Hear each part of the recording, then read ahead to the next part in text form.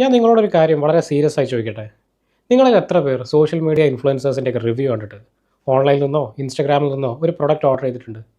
ഇനി അതിൽ എത്ര സാധനങ്ങൾ ഇപ്പോഴും നിങ്ങളുടെ വീടിൻ്റെ ഏതെങ്കിലും ഒരു മൂലയിൽ പൊടിയടിച്ച് കിടപ്പുണ്ട്? അല്ലെങ്കിൽ അത് ഉപയോഗിച്ച് കഴിഞ്ഞ് അയ്യോ വെറുതെ കുറേ കാശ് കളഞ്ഞു, വേണ്ടായിരുന്നു എന്നൊക്കെ എപ്പോഴെങ്കിലും തോന്നിയിട്ടുണ്ടോ? നമുക്ക് ചുറ്റും ഇന്ന് കാണുന്ന ഒരു വലിയ റിയാലിറ്റിയാണത്. പണ്ടൊക്കെ ടി വിയിൽ നമ്മളൊരു പരസ്യം കാണുമ്പോൾ നമുക്ക് കൃത്യമായി അറിയായിരുന്നു അത് വെറും ഒരു പരസ്യം മാത്രമാണെന്ന്. ലാലേട്ടനോ മമ്മൂക്കയോ അല്ലെങ്കിൽ സാക്ഷാൽ ഐശ്വര്യ റായ് വന്നൊരു സോപ്പിൻ്റെ പരസ്യം അഭിനയിക്കുമ്പോൾ പോലും നമുക്കറിയാം ഈ സോപ്പ് തേച്ചിട്ടല്ല അവർ വെളുത്തതെന്ന്. അതുകൊണ്ട് തന്നെ അത്തരത്തിലുള്ള പരസ്യങ്ങൾ നമ്മൾ വല്ലാതെ അങ്ങ് വിശ്വസിച്ചിരുന്നില്ല. പക്ഷേ ഇന്ന് സ്ഥിതി മറ്റൊന്നാണ്. നമ്മളുടെയൊക്കെ കുടുംബത്തിലൊരു അംഗത്തെ പോലെ അല്ലെങ്കിൽ നമ്മളെ കൂടെ പഠിച്ചൊരു ഫ്രണ്ടിനെ പോലെ നമ്മൾ കാണുന്ന സോഷ്യൽ മീഡിയ ഇൻഫ്ലുവൻസേഴ്സ് അവർ വന്നിട്ട് ഗൈസ് കഴിഞ്ഞ ഒരു മാസമായി ഞാൻ പേഴ്സണലി യൂസ് ചെയ്യുന്ന ഒരു പ്രൊഡക്റ്റാണിത്, എനിക്ക് ഭയങ്കര റിസൾട്ട് കിട്ടിയിട്ടുണ്ട്, ദ ബെസ്റ്റ് പ്രോഡക്റ്റ് എവർ എന്നൊക്കെ അവർ പറയുമ്പോൾ നമ്മൾ വല്ലാതെ അങ്ങ് വിശ്വസിച്ച് പോകും. കാരണം അത്തരത്തിലുള്ളൊരു വിശ്വാസം അവർ നമ്മളിൽ ബിൽഡ് ചെയ്ത് വെച്ചിട്ടുണ്ട്. എന്നാൽ അതേ ഇൻഫ്ലുവൻസേഴ്സ് കുറച്ച് കാലം കഴിഞ്ഞ് ഈ പ്രൊഡക്റ്റ് ഉപയോഗിക്കുന്നതായി നമുക്ക് കാണാൻ കഴിയില്ല. അപ്പോൾ സാധാരണക്കാരനായിട്ടുള്ള ഒരു പ്രേക്ഷകൻ്റെ മനസ്സിൽ വരുന്നൊരു ചോദ്യം, സത്യത്തിൽ ഈ പ്രൊഡക്റ്റ് അയാൾ യൂസ് ചെയ്തിരുന്നോ, അല്ലെങ്കിൽ പണം വാങ്ങി അയാൾ അഭിനയിക്കുകയായിരുന്നോ? ഞാൻ ഇന്ന് സംസാരിക്കുന്നത് ഇതിനെക്കുറിച്ചാണ്, ഇൻഫ്ലുവൻസർ മാർക്കറ്റിംഗ്. ചിലർക്കൊന്നും ഈ ഒരു സബ്ജക്റ്റ് അല്ലെങ്കിൽ ഈ ഒരു വീഡിയോ അത്രയ്ക്കും ഇഷ്ടപ്പെട്ടെന്ന് വരില്ല. പക്ഷേ കാര്യങ്ങൾ പറയാതിരിക്കാൻ പറ്റില്ലല്ലോ. ആദ്യകാലത്ത് യൂട്യൂബ് ഓർക്കുന്നവർക്കറിയാം, അന്നത്തെ കോണ്ടൻറ് ക്രിയേറ്റേഴ്സ് അവരവരുടെ ജെനുവിൻ അനുഭവങ്ങളായിരുന്നു ഷെയർ ചെയ്തുകൊണ്ടിരുന്നത്.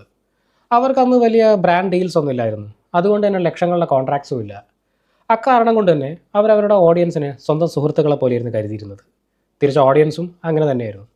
അതായിരുന്നു ഈ ഇൻഫ്ലുവൻസർ മാർക്കറ്റിങ്ങിൻ്റെ അടിസ്ഥാനം, ട്രസ്റ്റ്, വിശ്വാസം. എന്നാൽ ഇന്ന് സിറ്റുവേഷൻ മാറി. ആ വിശ്വാസം മുൻനിർത്തി ഇന്ന് കോടികളുടെ ബിസിനസ്സാണ് സോഷ്യൽ മീഡിയയിൽ നടക്കുന്നത്. ഇന്ന് പല ക്രിയേറ്റേഴ്സിൻ്റെയും കോണ്ടൻറ്റ് എന്ന് പറയുന്നത് തന്നെ സ്പോൺസർഷിപ്പാണ്. ഒരു ദിവസം ട്രേഡിംഗ് ആപ്പ്, തൊട്ടടുത്ത ദിവസം പ്രോട്ടീൻ പൗഡർ, അത് കഴിഞ്ഞിട്ട് എന്തെങ്കിലും സ്കിൻ കെയർ പ്രോഡക്ട്സ്, ഇങ്ങനെ എല്ലാം പ്രൊമോട്ട് ചെയ്യുന്ന ഒരാൾ സത്യത്തിൽ എന്ത് കോണ്ടൻറ്റാണ് ചെയ്യുന്നത്? ആർക്കും അറിയില്ല. ഇനി ഇന്നത്തെ ഇൻഫ്ലുവൻസർ മാർക്കറ്റിങ്ങിൻ്റെ ഒരു റിയാലിറ്റി നോക്കാം. എൻ്റെ വ്യക്തിപരമായിട്ടുള്ള അഭിപ്രായത്തിൽ ഇന്ന് പല ഇൻഫ്ലുവൻസേഴ്സിൻ്റെയും പ്രോഡക്റ്റ് എന്ന് പറയുന്നത് അവർ ചെയ്യുന്ന കോണ്ടൻറ്റ് അല്ല, മറിച്ച് അവരുടെ ഓഡിയൻസ് തന്നെയാണ്. ശ്രദ്ധിച്ച് കേൾക്കണം, അവരുടെ ഓഡിയൻസ് തന്നെയാണ് അവരുടെ പ്രോഡക്റ്റ്. അതെങ്ങനെയാണെന്നല്ലേ, ഇന്ന് പല ബ്രാൻഡുകളും ഈ സോഷ്യൽ മീഡിയ ഇൻഫ്ലുവൻസേഴ്സിന് നിന്ന് കൊടുക്കുന്ന പണം അത് അവർ ചെയ്യുന്ന വീഡിയോസ് കണ്ടിട്ടോ അല്ലെങ്കിൽ അവരുടെ കോണ്ടൻറ്റിൻ്റെ ക്വാളിറ്റി നോക്കിയിട്ടോ അല്ല, മറിച്ച് അവരിൽ അവരുടെ ഓഡിയൻസിന് എത്രമാത്രം വിശ്വാസമുണ്ടെന്ന് നോക്കിയിട്ടാണ്. ഒരു ക്രിയേറ്റർ വർഷങ്ങളായി ബിൽഡ് ചെയ്യുന്ന അവരുടെ സബ്സ്ക്രൈബേഴ്സിൻ്റെ വിശ്വാസം പിന്നീട് പല ബ്രാൻഡുകളും അവരുടെ മാർക്കറ്റിങ്ങിന് വേണ്ടി വില കൊടുത്ത് വാങ്ങുന്നു എന്നതാണ് സത്യം. അതാണ് ഇവർക്ക് കിട്ടുന്ന ഈ സ്പോൺസർഷിപ്പ്. ഇനി പ്രശ്നം ഈ സ്പോൺസർഷിപ്പ് അല്ല, യഥാർത്ഥ പ്രശ്നം ഇവരുടെ ഈ വിശ്വാസം സത്യം പറഞ്ഞാൽ ഈ ഇൻഫ്ലുവൻസേഴ്സ് മിസ്യൂസ് ചെയ്യുന്നതിലാണ്. ഇന്ന് പല കോണ്ടൻറ് ക്രിയേറ്റേഴ്സും വിശ്വസിക്കുന്നത് ഒരു പ്രൊമോഷൻ ചെയ്താൽ എന്താണ് ഇത്ര പ്രശ്നം എന്നാണ്. ഓഡിയൻസ് എല്ലാം മറക്കും, പുതിയൊരു വീഡിയോ വന്നാൽ കാര്യങ്ങളൊക്കെ ശരിയാവും. പക്ഷേ ഇൻ്റർനെറ്റ് ഒന്നും മറക്കില്ല, ഓഡിയൻസ് അത്ര മണ്ടന്മാരുമല്ല. ഒരു ക്വാളിറ്റിയും ഇല്ലാത്ത, പലപ്പോഴും മനുഷ്യരുടെ ആരോഗ്യം പോലും ഹാനികരമാക്കുന്ന ഇത്തരം പ്രോഡക്ട്സിന് വേണ്ടി പണം വാങ്ങിച്ച് ഇത് വളരെ അടിപൊളിയാണ്, സൂപ്പറാണെന്നൊക്കെ പറയുന്ന ഇൻഫ്ലുവൻസേഴ്സിനെതിരെ ഇന്ന് പ്രേക്ഷകർക്കിടയിൽ കടുത്ത അമർഷമുണ്ട്. സത്യത്തിൽ ഇതുപോലുള്ള പെയ്ഡ് പ്രൊമോഷൻ ചെയ്യുന്ന ഇൻഫ്ലുവൻസർമാരുടെ വിശ്വാസം നഷ്ടപ്പെടുന്നുണ്ടോ, അതോ ജനങ്ങളിതൊന്നും അറിയാതെയാണോ തുറന്നു പോകുന്നത്? നമുക്ക് കുറച്ച് കണക്കുകൾ നോക്കാം, അപ്പോഴേ ഇതിൻ്റെ ഒരു ആഴം നമുക്ക് മനസ്സിലാവുള്ളൂ.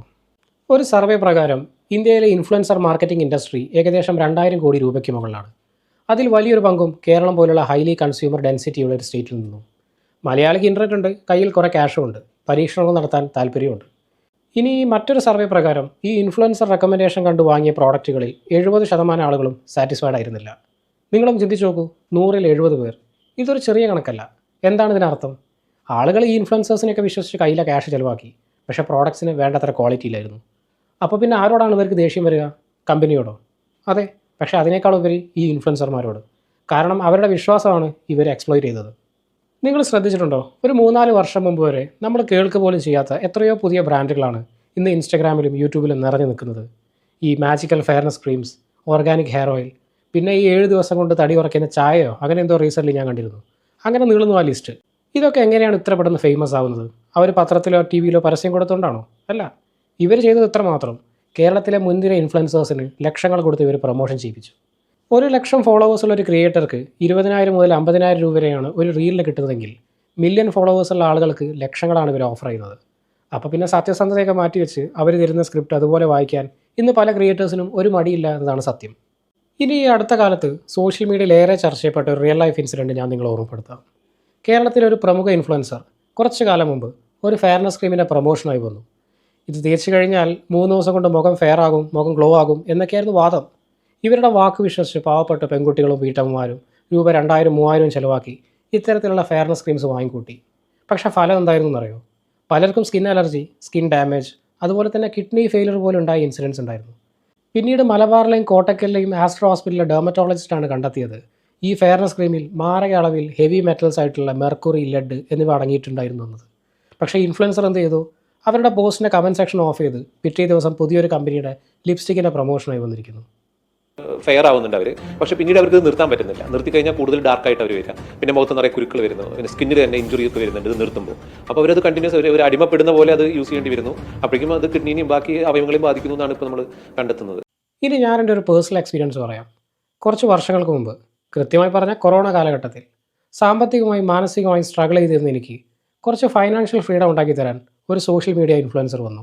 എല്ലാവരെ പോലെ തന്നെ ലൈഫിൽ ഏറ്റവും വലിയ ആഗ്രഹമായിരുന്നു പൈസ ഉണ്ടാക്കുക, ലൈഫ് സെറ്റിലാക്കുക എന്നൊക്കെ. അതുകൊണ്ട് പൈസ ഉണ്ടാക്കാനുള്ള ആഗ്രഹം കൊണ്ട് ഇത്തരത്തിലുള്ള ഇൻഫ്ലുവൻസർമാരുടെ ഘോരമായിട്ടുള്ള പ്രസംഗം കേട്ട് സത്യം പറഞ്ഞാൽ ഞാനൊക്കെ അവരുടെ ഫാനായിപ്പോയി, ഒരു അഡിക്ഷൻ പോലെ. ഇനി എല്ലാ വീഡിയോസിൻ്റെയും തുടക്കത്തിൽ അവർ ഡിസ്ക്ലൈമർ എടുക്കും, stock markets are subject to risk എന്നൊക്കെ.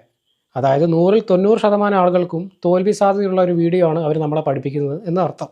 ബട്ട് സ്റ്റിൽ അവർ വല്ലാത്ത രീതിയിൽ ഇത്തരത്തിലുള്ള ഫൈനാൻഷ്യൽ ടൂൾസും സ്റ്റോക്ക് മാർക്കറ്റ് ട്രേഡിംഗും ഒക്കെ പ്രൊമോട്ട് ചെയ്ത് നമുക്ക് ഒരുമിച്ച് മുന്നേറാം, നമുക്ക് പണക്കാരാകാമെന്നൊക്കെ പറഞ്ഞ് അനാവശ്യമായ കോൺഫിഡൻസും തരും. പിന്നീട് അവരുടെ ഓരോരോ ട്രേഡിംഗ് കോഴ്സുകൾ, ഒന്ന് പഠിച്ചു കഴിയുമ്പോഴേക്കും അടുത്ത ട്രേഡിംഗ് കോഴ്സ്, അത് കഴിഞ്ഞ് പിന്നീട് അവരുടെ ട്രേഡിംഗ് സ്ട്രാറ്റജി, ഈ വീഡിയോസ് എല്ലാം നമ്മൾ കുത്തിയിരുന്ന് റഫർ ചെയ്ത് ചെയ്യുമ്പോഴേക്കും നമ്മളൊരു വഴിയാകും. മാത്രമല്ല ഇതിന് പാരലായിട്ട് നമ്മുടെ സ്വന്തം ക്യാഷ് കൊണ്ട് തന്നെ നമ്മൾ മാർക്കറ്റിൽ ട്രേഡ് ചെയ്യുന്നുണ്ട്. എന്നാൽ ഞാൻ ഉൾപ്പെടെ അന്ന് പലർക്കും ലക്ഷങ്ങളുടെ നഷ്ടമാണ് സ്റ്റോക്ക് മാർക്കറ്റിൽ സംഭവിച്ചത്. ചിലർക്ക് 2 ലക്ഷം, ചിലർക്ക് 5, എന്തിന് 10 ലക്ഷം രൂപ പോലും നഷ്ടപ്പെട്ടൊരു സുഹൃത്ത് എനിക്കുണ്ടായിരുന്നു. എന്നിട്ടും ഈ ഇൻഫ്ലുവൻസർമാരുടെ വാക്ക് കേട്ട് കയ്യിലുള്ള ക്യാഷ് ഇനിയും സ്റ്റോക്ക് മാർക്കറ്റിലോട്ട് ഇറക്കി ഉണ്ടായ നഷ്ടം നികത്താനും ലാഭം തിരിച്ചു മേടിക്കാനും ഇറങ്ങി തിരിച്ച് അവസാനം കയ്യിലെ ക്യാഷ് തീർന്നത് മാത്രം മിച്ചം. മാത്രമല്ല വെള്ളിയാഴ്ച നമ്മളൊരു ട്രേഡ് എടുത്ത് അത് നഷ്ടത്തിലാണ് മാർക്കറ്റ് ക്ലോസ് ചെയ്യുന്നതെങ്കിൽ പിന്നീടുള്ള 2 ദിവസം, അതായത് ശനി ഞായർ ദിവസങ്ങളിൽ ഞാൻ ഉൾപ്പെടെ പലർക്കും മാനസികമായിട്ട് ഭയങ്കര ഇറിറ്റേഷൻ ആയിരിക്കും. ഇത്രയും സ്ട്രഗിൾ എടുത്ത് ഇതെല്ലാം കഴിഞ്ഞ് അവസാനം ഫൈനാൻഷ്യൽ ഫ്രീഡം കിട്ടി. ആർക്ക്? നമുക്കല്ല, ഈ ഇൻഫ്ലുവൻസർമാർക്ക്. അതെങ്ങനെയാണെന്നല്ലേ, ഇവർ ഇതുപോലെ 200-300 ട്രേഡിംഗ് വീഡിയോസ് യൂട്യൂബിൽ അപ്ലോഡ് ചെയ്തിട്ടുണ്ട്. അത് പലരും ഇരുന്ന് കണ്ട് അതിൽ നിന്നുള്ള ആഡ് റവന്യൂ, പിന്നെ പലതരത്തിലുള്ള ട്രേഡിംഗ് കോഴ്സുകൾ വിറ്റും 100 കണക്കിന് ആപ്പുകൾ പ്രൊമോഷൻ ചെയ്തും, പിന്നെ അവർ പറയുന്ന പല വെബ്സൈറ്റുകളിൽ നമ്മളെപ്പോലുള്ള ആളുകൾ കൊണ്ട് ക്യാഷ് ഇട്ട് അതിൽ നിന്ന് അവർക്ക് കിട്ടുന്ന കമ്മീഷൻ, ഇങ്ങനെയൊക്കെയാണ് അവർ ഫൈനാൻഷ്യൽ ഫ്രീഡം ഉണ്ടാക്കിയത്. ഇവർക്കിതിൽ യാതൊരു റിസ്ക്കും ഇല്ല, കാരണം അവർ ഓൾറെഡി ഒരു ഡിസ്ക്ലൈമർ വെക്കുന്നുണ്ട്. പിന്നെ കാര്യങ്ങൾ നിങ്ങൾ വിശദമായി പഠിക്കാനിട്ടാണ് നിങ്ങൾക്ക് ഈ നഷ്ടം സംഭവിച്ചതെന്നൊക്കെ പറഞ്ഞ് അവർക്ക് കൈയൊഴിയാം. അവർ സേഫായി ഫൈനാൻഷ്യൽ ഫ്രീഡം ഒക്കെ ഉണ്ടാക്കി ഒരു ലക്ഷറി കാറൊക്കെ എടുത്ത് അതിന് ഡെലിവറി വീഡിയോ ഒക്കെ എടുത്ത് ഒരു വ്ളോഗും ചെയ്യും. പിന്നീട് ഈ ഒരു ഇൻഫ്ലുവൻസറിൻ്റെ ഒരു ഇൻ്റർവ്യൂ കാണാനിടയായി. അതിൽ അവർ പറയുന്നത് അവരുടെ മേജർ സോഴ്സ് ഓഫ് ഇൻകം, അതായത് അവരുടെ പ്രധാന വരുമാന മാർഗ്ഗം എന്നുള്ളത് ട്രേഡിംഗ് അല്ല പോലും, മറിച്ച് അതുമായി ബന്ധപ്പെട്ടിട്ടുള്ള മറ്റ് ബിസിനസ്സുകളായിരുന്നു. അപ്പോഴാണ് ഞാൻ മനസ്സിലാക്കിയത് ഞാൻ ഉൾപ്പെടെ പലരും പറ്റിക്കപ്പെട്ടു എന്ന്. ഞാൻ കരുതിയത് ഞാൻ ട്രേഡ് ചെയ്യുന്ന പോലെ തന്നെ അവരും ട്രേഡ് ചെയ്ത് ലാഭം ഉണ്ടാക്കി അവരുടെ എക്സ്പീരിയൻസിൽ നിന്നുമാണ് ഇത്തരത്തിലുള്ള ട്രേഡിംഗ് വീഡിയോസും സ്ട്രാറ്റജീസും അവർ നമുക്ക് പറഞ്ഞു തന്നു എന്നത്. സത്യത്തിൽ അവരുടെ വരുമാന മാർഗ്ഗം മറ്റൊന്നായിരുന്നു. ഇതെന്നെ മാനസികമായും സാമ്പത്തികമായും ശാരീരികമായും തളർത്തി. അവർ പിന്നീട് പതിയെ സ്ക്രീനിൽ നിന്നും സ്ക്രീൻ ഔട്ടായി തുടങ്ങി. പഴയൊരു ചൊല്ലുണ്ട്, ഈ ബിസിനസ് നടത്തി പൊളിഞ്ഞവരായിരിക്കും പിന്നീട് ബിസിനസ് അഡ്വൈസർമാരായി ജോലി ചെയ്യുക. അതുപോലെ തന്നെ ഒരു സിനിമയിൽ അഭിനയിക്കാനോ അത് സംവിധാനം ചെയ്യാനോ കഴിയാത്ത ഒരാളായിരിക്കും സിനിമ റിവ്യൂ ചെയ്യുക എന്നൊക്കെ. അതുപോലെയാണ് ഈ ഫൈനാൻഷ്യൽ ഫ്രീഡം ഇൻഫ്ലുവൻസർമാരുടെ ഒക്കെ കാര്യം. ഹെൽത്ത് ഫിനാൻസ് തട്ടിപ്പുകളെ പോലെ തന്നെ അപകടകരമാണ് ഈ സോഷ്യൽ മീഡിയയിലെ വ്യാജ ലൈഫ് സ്റ്റൈൽ പ്രൊമോഷനുകൾ.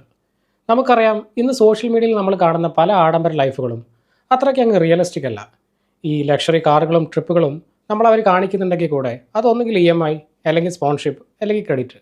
പക്ഷേ സാധാരണക്കാരായ ആൾ കരുതുന്നത് ഇതെല്ലാം വളരെ ജെന്യുവൻ ആയിട്ടുള്ള ലൈഫാണെന്നാണ്. അതുകൊണ്ട് തന്നെ അവരത് ഇമിറ്റേറ്റ് ചെയ്യാൻ തുടങ്ങും. പിന്നീട് അനാവശ്യമായി പണവും ചിലവാക്കി കടവും കൂട്ടി ടെൻഷൻ കൂടി പിന്നീട് അത് ഡിപ്രഷൻ പോലുള്ള അവസ്ഥയിലേക്ക് എത്തും. മറ്റുള്ളവരുടെ ലൈഫ് കണ്ട് നമ്മൾ ടെൻഷൻ അടിക്കാതെ ഈ റിയൽ ലൈഫും എന്താണെന്ന് മനസ്സിലാക്കാൻ ശ്രമിക്കുക. ഇനി എനിക്ക് ഇത്തരത്തിലുള്ള ഇൻഫ്ലുവൻസർമാരോട് ചില കാര്യങ്ങൾ ചോദിക്കാനുണ്ട്. നിങ്ങൾ ക്യാമറയ്ക്ക് മുമ്പിൽ വന്നിരുന്ന് എൻ്റെ ഫാമിലി, എൻ്റെ യൂട്യൂബ് ഫാമിലി എന്നൊക്കെ വളരെ സെൻറ്റിമെൻറ്റ്സ് സംസാരിക്കാറുണ്ടല്ലോ. സ്വന്തം കുടുംബത്തിൽപ്പെട്ട ആർക്കെങ്കിലും നിങ്ങൾ ഇത്തരത്തിലുള്ള കെമിക്കൽ അടിച്ച ക്രീമോ അല്ലെങ്കിൽ തോറ്റുപോകുന്ന ട്രേഡിംഗ് ആപ്പുകളൊക്കെ പ്രൊമോട്ട് ചെയ്യുമോ? ഇല്ലല്ലോ. പിന്നെ എന്തിനാണത് സോഷ്യൽ മീഡിയ ഫാമിലിയുടെ തലയിൽ കെട്ടിവെക്കുന്നത്? നിങ്ങൾ പറയാൻ പോകുന്ന ആൻസറൊക്കെ ഞങ്ങൾക്ക് അറിയാം.